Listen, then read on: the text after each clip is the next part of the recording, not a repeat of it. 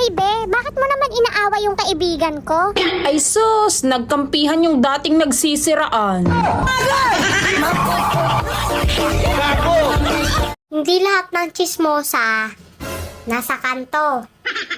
Yung iba, nandito lang sa Facebook, oh. Nanunood.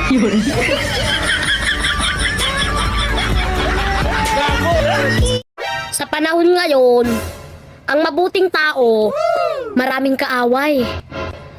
Pero ang plastic na tao, maraming kaibigan.